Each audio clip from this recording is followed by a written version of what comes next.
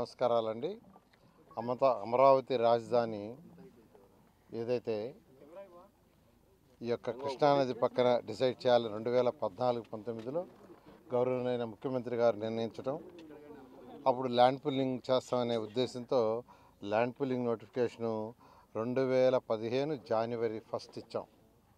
2015 జనవరి 1 land pulling notification 217 చదరపు kilometre ఏరియాలో ఇస్తే కేవలం 58 రోజుల్లో, అంటే 2015 ఫిబ్రవరి 28 అర్ధరాత్రికి 2015 ఫిబ్రవరి 28వ తేదీ అర్ధరాత్రి కల్లా, అంటే 58 రోజుల్లో ఒక్క లిటికేషన్ లేకుండా 34,000 ఎకరాలను రైతులు అమరావతి రాజధాని కోసం ఇచ్చారు, సాక్రిఫైస్ చేశారు. దానికి తగ్గట్టుగానే ముఖ్యమంత్రి గారు దీన్ని ప్రపంచంలో ఉన్న టాప్ 5 సిటీస్లో ఒక సిటీ చేయాలనే ఉద్దేశంతో ఆ బాధ్యత నాకు ఇస్తే, నేను అనేక విదేశాలు తిరిగి స్టడీ చేసి నార్మన్ ఫాస్టర్ అండ్ పార్ట్నర్స్ అని లండన్లో వరల్డ్లో టాప్ 10లో ఒకరు, వాళ్ళ దగ్గర యాక్చువల్గా బిల్డింగ్స్ డిజైన్ చేయించాం. అడ్మినిస్ట్రేటివ్ బిల్డింగ్స్ 5 టవర్స్, అసెంబ్లీ ఒకటి, హైకోర్టు ఒకటి, అదేవిధంగా గవర్నర్స్ బంగ్లా, ముఖ్యమంత్రి గారి బంగ్లా, ప్లస్ అధికారుల బిల్డింగ్స్. ఇప్పుడు అధికారుల బిల్డింగ్స్ తీసుకుంటే మొత్తం 4,053 అపార్ట్మెంట్లు, 4,053 అపార్ట్మెంట్స్. ఆల్మోస్ట్ అదైతే అంతా అయిపోయింది, 90%.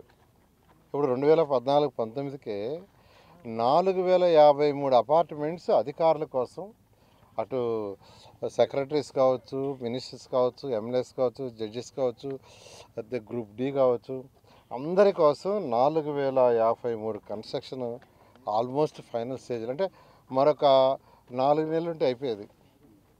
వాటిని గత ప్రభుత్వం మా మీద కక్ష సాధింపుతో ఆపేసింది. అంటే అది ప్రజాస్వామ్యం, కనీసం అది కంప్లీట్ చేసి ఆఫీసర్లకు ఇచ్చుంటే హ్యాపీగా ఉండేవాళ్ళు. అది ప్రజలు కట్టిన ట్యాక్స్ ద్వారా వచ్చిందే. ప్రభుత్వ సొమ్ము అంటే ఎక్కడిది? ప్రభుత్వానికి సొమ్ము ఎక్కడ వస్తుంది? ప్రజలు ట్యాక్స్లు కట్టేది, ప్రజాసొమ్ము. గత ప్రభుత్వం ఈ 4,053 అపార్ట్మెంట్స్ని అలాగనే వదిలేశారు. అదేవిధంగా నార్మన్ ఫాస్టర్ వాళ్ళ దగ్గర అసెంబ్లీ 250 మీటర్లు ఎత్తుది. ఎందుకంటే అసెంబ్లీ జరిగే జనరల్గా సంవత్సరంలో 40 రోజులు, 50 రోజులు, అంతే, 60 రోజులు మ్యాక్సిమం. జనరల్గా 40 రోజులు జరగద్ది.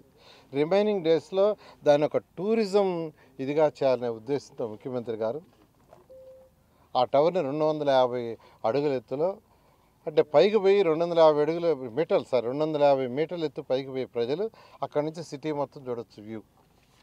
అలాంటి డిజైన్ చేయించి దాన్ని యాక్చువల్గా వర్క్ స్టార్ట్ చేసి మొదలుపెట్టాం. అదేవిధంగా అడ్మినిస్ట్రేషన్కి అందరూ అధికారులు ఒకే దగ్గర ఉండాలా.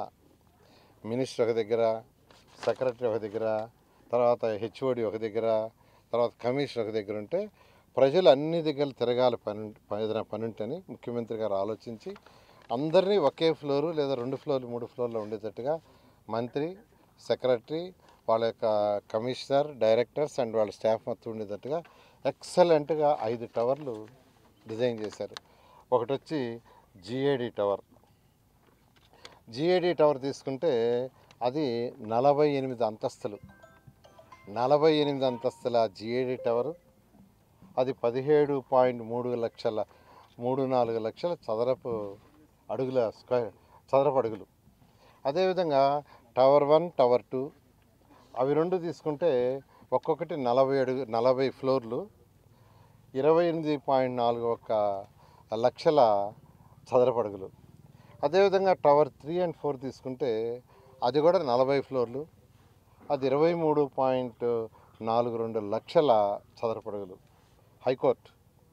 హైకోర్టు మొత్తం 7 అంతస్తులు, 20.32 లక్షల చదరపు అడుగులు. మొత్తం జిఏడి టవర్స్ 5గా, గవర్నమెంట్ అడ్మినిస్ట్రేటివ్ టవర్స్ 5 కానీ, అదేవిధంగా అసెంబ్లీ కానీ, అదేవిధంగా హైకోర్టు కానీ తీసుకుంటే మొత్తం 1,03,00,000 చదరపు అడుగులకు డిజైన్ చేసి దానికి తగ్గట్టుగా యాక్చువల్గా ఫౌండేషన్ మొత్తం ఆల్మోస్ట్ చేసాం.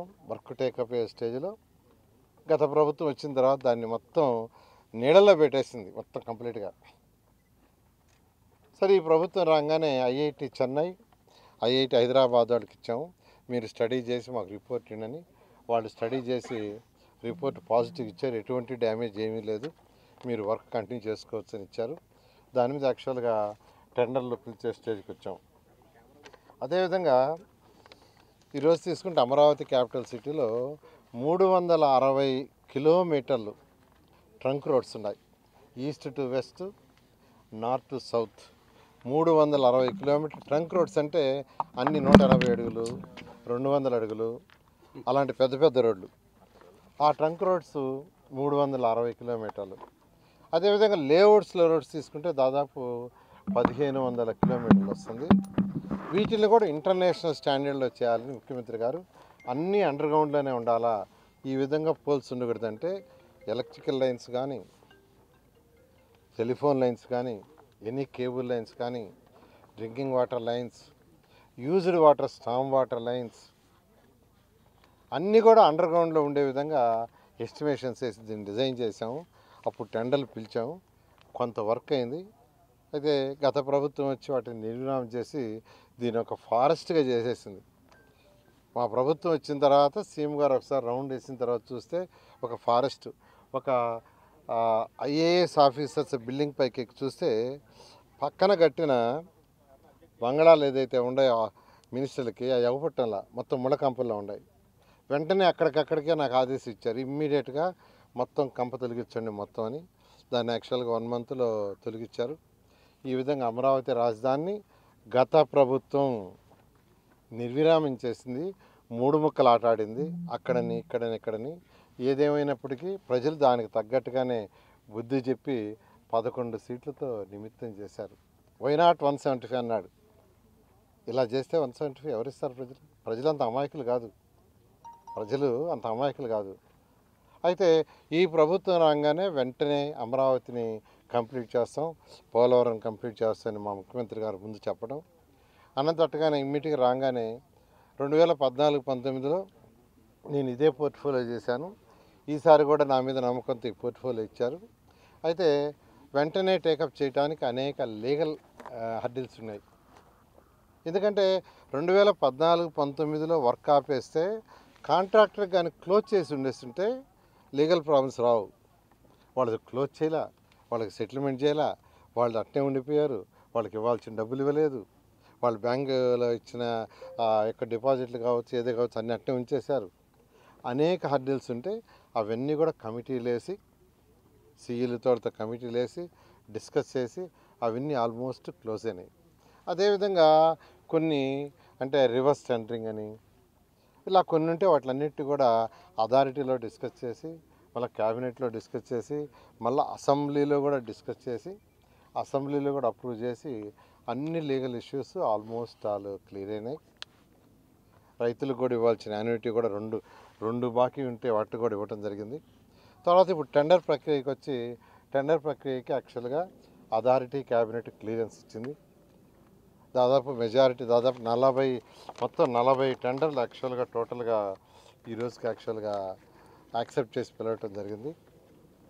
ఈ నెలాఖరు లోపల అంటే జనవరి 31 లోపల అన్ని టెండర్లు కంప్లీట్ అయిపోతాయి, ఆల్ టెండర్స్ కంప్లీట్ అయిపోతాయి.